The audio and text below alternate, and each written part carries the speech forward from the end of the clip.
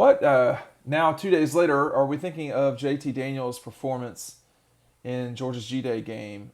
He really lit it up. And does this change your thinking moving into the fall as Georgia prepares for the game with Clemson and everything else as the season gets ready? Dean Legge from Dog Post. Matt DeBerry joins me. Matt, JT Daniels really did have another solid day.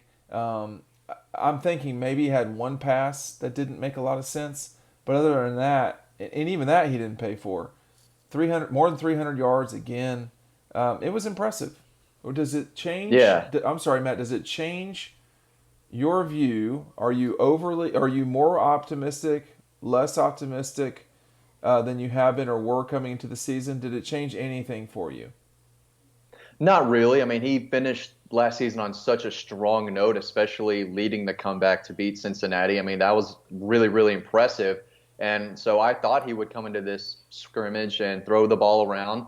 It looked like he missed on a couple back shoulder throws. They were to a freshman early on, but really the last, 3 quarters, especially in that second half, where he really just took over. All three touchdown passes were different type of throws. That one throw. Um, yeah, the deep ball was great. The one to Mitchell, the kind of the laser that he threw in cover two perfectly, and then the one on the move, changing his body around, off balance throw to Kyrus Jackson, hit him right in the numbers. So he made all the throws, and that's what we expect of him now. I mean, when he transferred to Georgia, we knew what he had done in high school. We knew he was a five-star guy, right behind Trevor and Justin, if I remember correctly. So he's been talented for a long time. So I didn't think he was going to come out and play any worse than he did. I think he's only going to progress in Todd Monken's offense. And we talked about it after the game in riding home, but he has such command of this offense now, and he's throwing with confidence. He looked great out there, but that's what I expected. I don't think anything more or the team is better, but I do think that was impressive that he had four receivers out and he was still able to do what he did. So it was impressive, Dean. Yeah, the only thing for me is that I think I did change my view of things just a little bit because it's driving home to me how effective he is. I, he's not as gifted as Trevor and Justin physically, but I think he's a better quarterback perhaps than Justin. And I'm not sure how far from Trevor he is in terms of playing quarterback. Now, relax. There's the difference between playing quarterback and the physical Right. tools of Trevor Lawrence. And that's why you saw, Kyle Trask. I mean, Kyle Trask was a superb quarterback. He was more limited than JT, I think, in terms of physical tools. The ability to run certainly was a problem for Trask. Um, but that's what I'm talking about. And with Trevor Lawrence, you have the ability to do the running, which is undervalued for Trevor. Obviously, the throwing and the quarterbacking. But I mean, JT Daniels is a very good quarterback. Mhm. You got to play the position. You got to pitch basically. You can't just be a thrower at quarterback.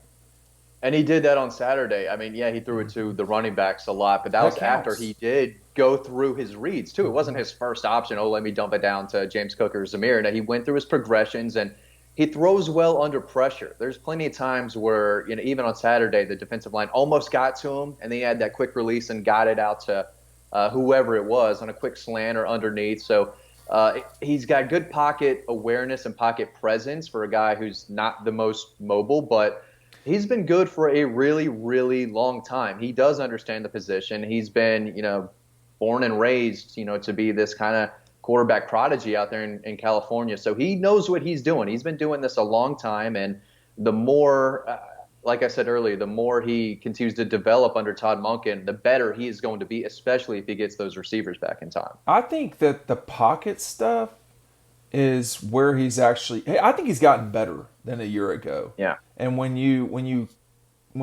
how do you say this? When you compare him to other guys, I mean Trevor and Justin are gone, but I like the way he's moving in the pocket, the way he moved in the pocket.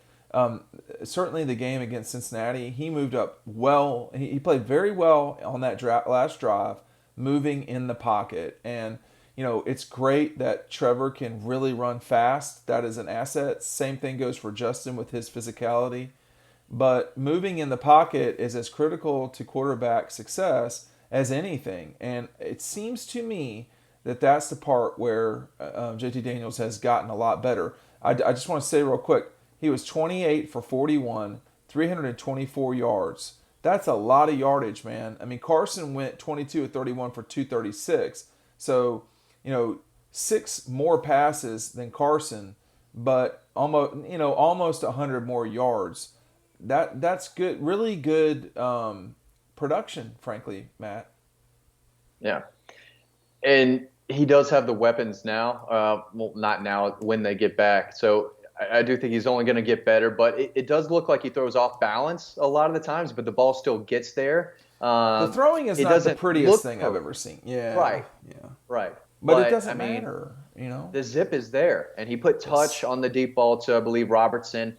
And if he can get those deep balls down, I mean, again, Arian Smith's running wide open almost every time he runs down the field. No one was can it catch that guy. Carson missed that throw, or did I feel like Smith? Carson missed him deep. He missed a couple guys deep. I think one it was overthrown, but it was also a little more inside the field than he needed it to be. I think it was just off. But if they can start getting that deep type of connection, it seemed like Daniels had it with Jermaine Burton, especially early on as first start against Mississippi State. If they can continue to develop that downfield chemistry, this offense could be very good, and we could see him throwing up 300 yards more often than not. But we're going to see how good JT Daniels is against Clemson. Maybe that's the best defense he sees all year, right out of the gates.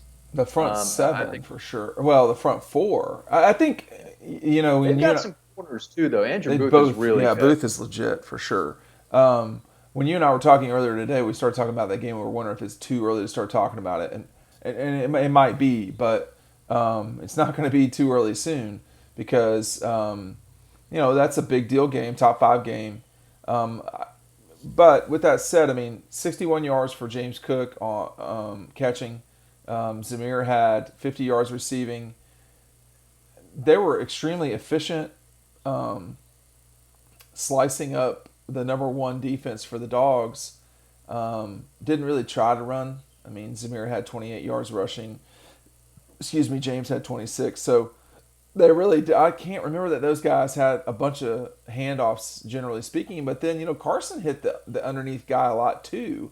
Um, I just, when I want to watch it again.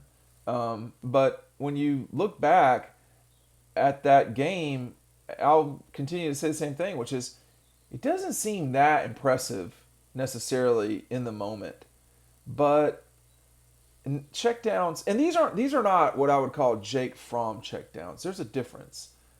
Jake was really happy to go to the checkdown guy, quick, it seemed. This is taking time, taking time. The linebackers are dropping. You've got more space for guys like Zamir and James to create even more ability to be open. And then those guys just turn around and often make the first guy miss. With Fromm, it was more deliberate, and there was a lot of side to side.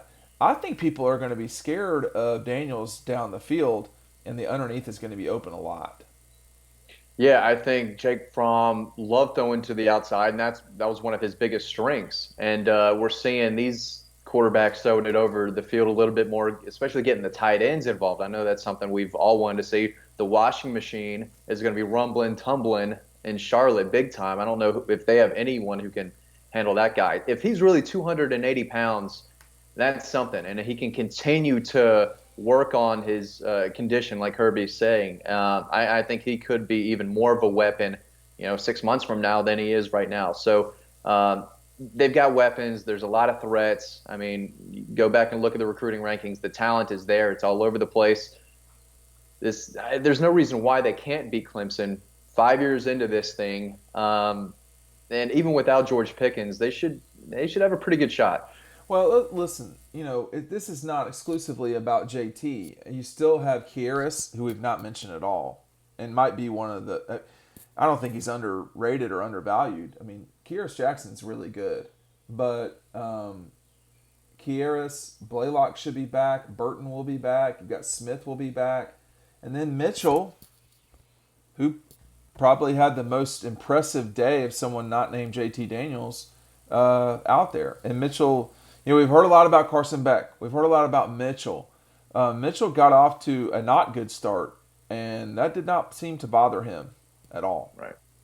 Yeah, he knew he was going to get a lot of passes his way. Lined up against Jalen Kimber a lot of the times. I thought Jalen had an up and down day, but there were a lot of guys who really stood out. Zion Logue, especially on the defensive line, I thought was in on a lot of plays. Quay Walker looks great, and he was playing fast for a guy his size. Made quite a few impressive open field tackles, which is something I think Adam Anderson needs to work on a little bit more. He's great at getting after the passer, but in one-on-one scenarios, when they check down and it's up to Adam to make an open field tackle, just something I think he needs to be a little more consistent at. And Nolan Smith is a guy who I just want to see more of. I want to see more of. You need to be more specific there. He can rush the passer. He's quick. He's explosive. He's got good hands. But when I watched it a second time, even the first time, I noticed that when the red team, first team offense, was running the ball, they ran it to his side. He got swallowed up by Warren McClendon on the right side a couple times, and on run defense, didn't hold the edge. James Cook got out there. Zamir White got between him, and on the Zamir White touchdown run, I think John Fitzpatrick put him on his back, and which led to Zamir scoring. So he can get after the passer, but third year, number one overall recruit in the country, he's got to do a little bit more than rush the passer occasionally from the outside. I don't know if he has a sack between the tackles coming around that way, but he's usually beating guys with speed, those tackles out there. So just got to do a little bit more. I think just want to see a little bit more development from a guy like him, who again was the number one high school player out of the country. Back to JT just for a second. Neither of us thought he played particularly well in the Peach Bowl, and yet he drove the team down to win the football game. Yeah. I said Saturday that it's you don't really notice him, but then you look up at the scoreboard or the stat sheet, and he's got. He could have had 400 yards easy if he wanted to. Do you think that so goes JT Daniels, so goes this team? Is that too simple? Maybe a little bit. They're still going to have to run the ball, and they should. They've got the best running back room in the country. I don't care what you read today about Georgia's team. Maybe not so great, but no, the running backs are. You still got to feed those guys. Zamir and James Cook came back for a reason.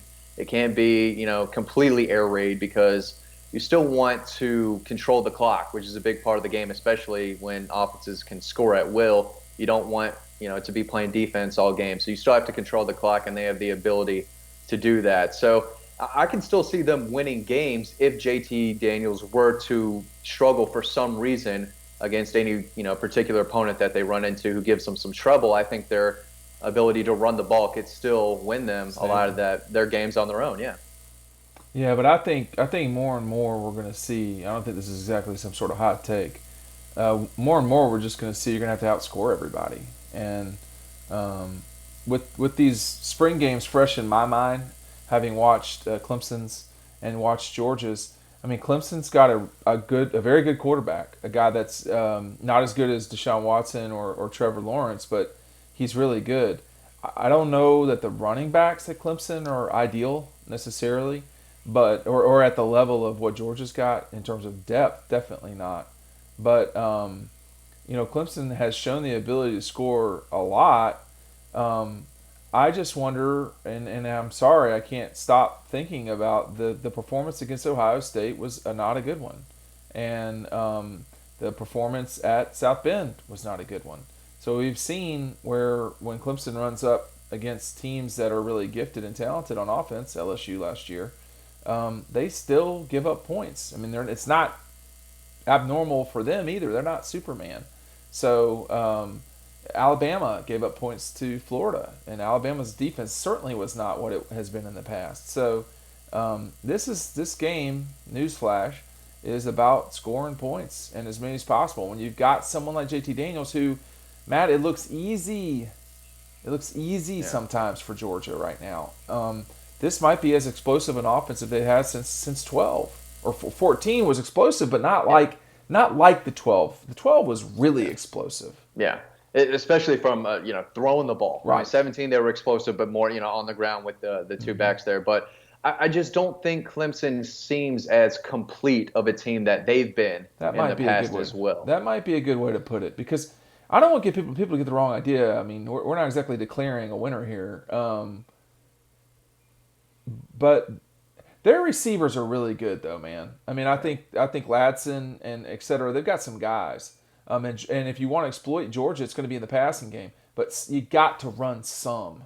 Yeah. I think you got to run some. And the Gators ran enough last year that they beat Georgia. I think if Clemson beats Georgia, it's going to have to be the way that Florida did and Mississippi State tried to, which Yeah. is there ain't no point in really trying to run the ball. So it's going to be up to DJ Uiagalelei.